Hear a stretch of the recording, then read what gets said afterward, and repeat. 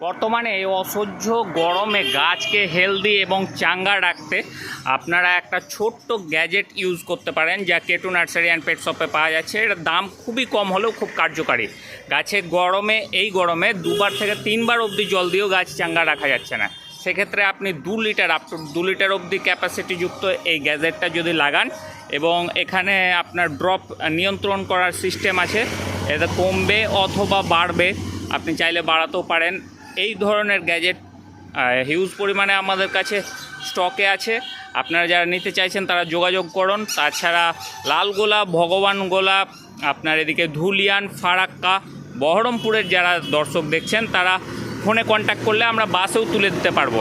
আমাদের কাছে হিউজ পরিমাণে স্টক আছে, দাম খুবই সামান্য। কন্ট্যাক্ট করে জেনে নিন কত দাম।